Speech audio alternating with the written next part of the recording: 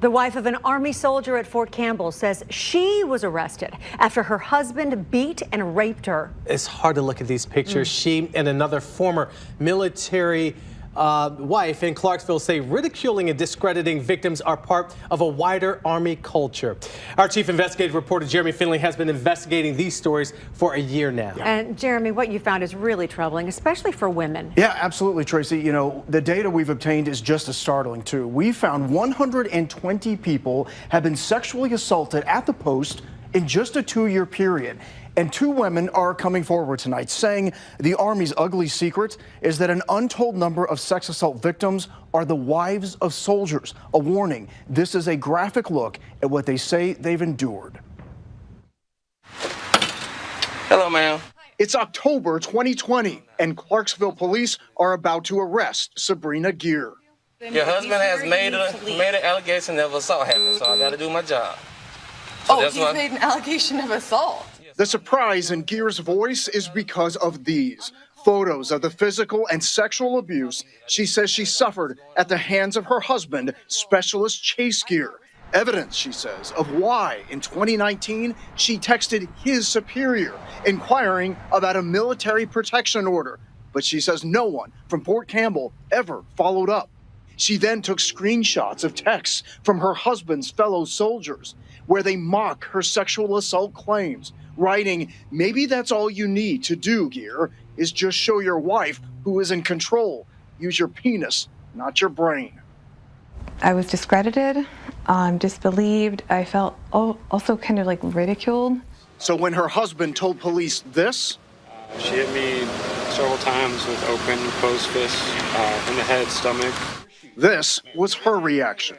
You're arresting me after I was the one who was assaulted. It was really pretty bad towards the end.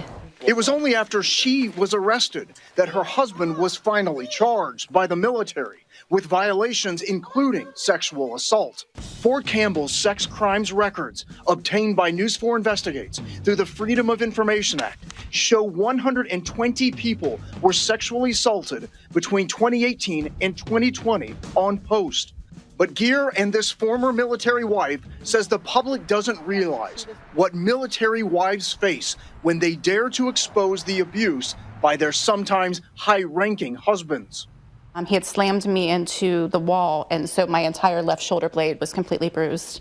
Mendy Tesfaye accuses her ex-husband, Major Benjamin Tesfaye, of sexually assaulting her and beating her while they were at Fort Leavenworth, Kansas, keeping these photos as evidence.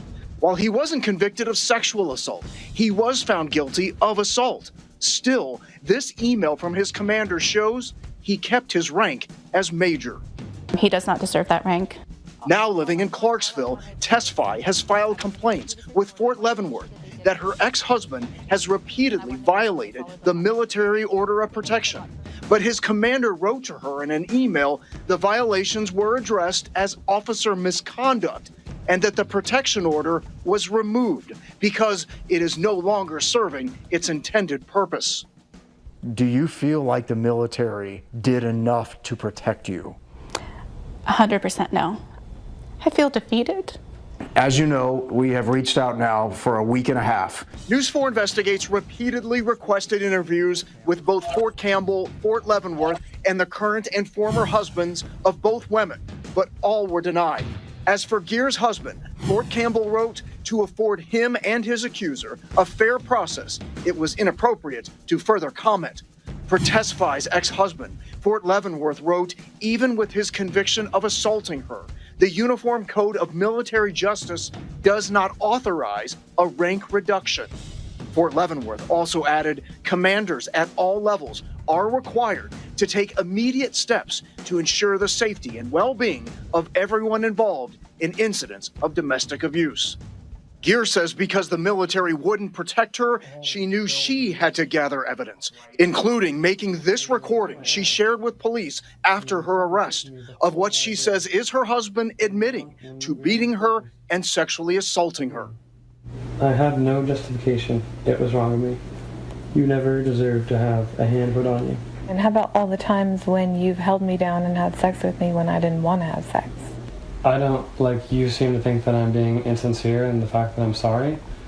And the reason is because, and I'm not saying I'm justified, I'm saying I don't feel that bad for you. The lasting impact of battling their military husbands isn't just felt by the wives. They say their children are also scarred. As Gear collapsed from a panic attack on the day she was arrested, listen to what her 9-year-old daughter told police. He pushed my mom down the stairs, and Sabrina. he punched her in the face. Oh my goodness. Yeah, it's hard Whoa. to see. Okay, that's probably very triggering for a lot of people. There's a lot of help out there. Thank God for folks who've been assaulted. Right. Hearing that 120 sexual assaults happened in just 2 years, it sounds really high. It How is. does this though compare to other posts? So we wanted to know that too, Tracy. We compared it to Fort Leavenworth, which faced congressional scrutiny after the high number of assaults and murders of women there. They saw 180 sexual assaults. So between that and Fort Campbell, just a 60 victim difference. Now, News 4 Investigates is committed to investigating the abuse and assault of women at Fort Campbell. You can find our prior reporting right now on WSMV.com. The Facebook messages started coming September 15th, 2021, from Megan Santiago to her longtime friend, David Frieda. After a quick hello, she wrote this: "I'm really lost. I think he's going to kill me one of these days." He is Sergeant First Class Joe Santiago, Megan's husband, and the man charged with killing her and injuring their baby. The way she described it, she was a prisoner. A series of Facebook messages and photographs obtained by News 4 Investigates reveal not only Megan's descriptions of what she says she was enduring at the hands of her husband, but how she worked with 2 friends to develop a plan to rescue her at the military post. So you were ultimately waiting on her to say, "Come right now." Yeah, I would have went. I was definitely gone. Sandy Badowski and David Frieda, both in Florida, say Megan described constant assaults by her husband, writing, "It hurts to even breathe." Frieda advising, "Call the cops or do whatever you have to do to get out of there." Megan responding, "It's not as easy as it seems. He's threatened to kill me and make my kids orphans if the cops show up." Her words are troublingly similar to what other military wives have told News 4 Investigates, that they didn't report abuse at the hands of their often high-ranking husbands, fearing retaliation. Look at what Santiago wrote: "If I call, they'll let him right back in, and if that happens, I'm definitely dead." She was kind of like helpless because she had nowhere to go. At one point, Megan asked Frieda to call military police and have them do a welfare check, but then writes, "If you call while he's here, he'll kill me. Just wait till he's gone." Megan wrote that Santiago would go on leave on October 7th. My car was packed, ready to get off work and go pick her up. And on September 23rd, Megan wrote to Frieda, "Are you 100% ready for the 3 of us?" meaning herself and her 2 children. He writes back, "Yes, ma'am." But 4 days later, police say Santiago beat her to death. I think in the beginning we were super angry. Like, how could anyone do this to someone who, she was so little?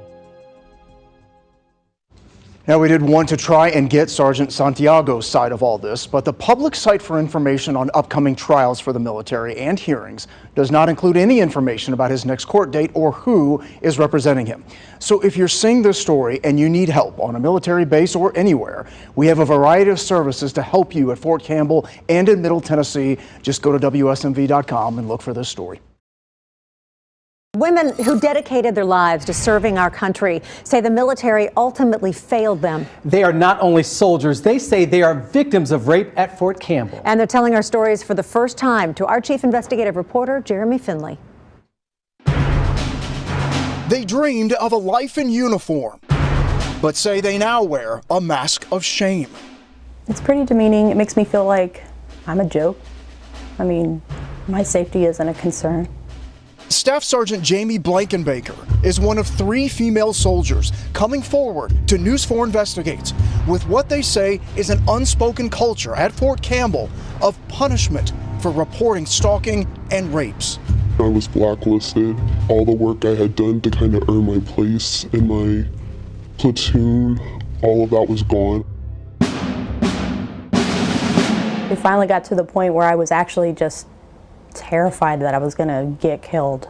Blankenbaker says when her staff sergeant began stalking her, ultimately breaking into her home, this is how her superior responded. But he also asked me, what did you do to lead him on? What's that like to have somebody ask you that question? It makes me feel pretty worthless. Blankenbaker says the Army's response was to send her on a mission with that same soldier. And I told them, if you send me with him, he will rape me. Blankenbaker says she counts herself fortunate. That soldier was later deemed unfit for the Army. But it's a different story for these women.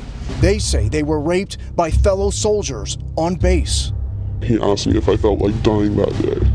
Is going to be something that affects me for the rest of my life. It is possibly going to affect me being able to have children. But it's how they say the Army handled their claims that changed the course of their military careers. Blankenbaker, who is also a rape survivor, reported her stalking and went for help for PTSD and depression. As a result, she says she's being forced to medically retire this month. I'm being separated against my will. It's per the medical advice.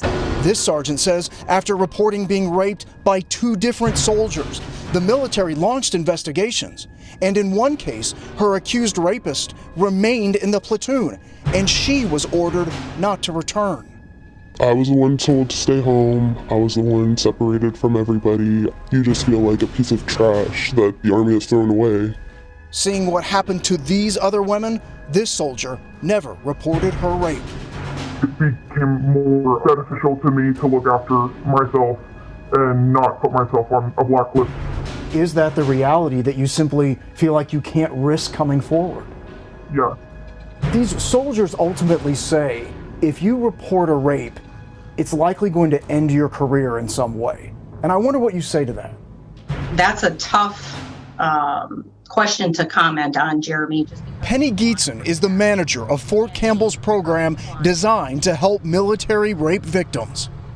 All I can say is that when someone comes into our sharp office, we have so many victim advocates that are dedicated to assisting our soldiers. Is there a protection in place to make sure that they won't be ostracized once they come forward? Our command team takes any accusations of ostracism or retaliation, reprisal very seriously. And that is the first thing that we want to do, is address those fears.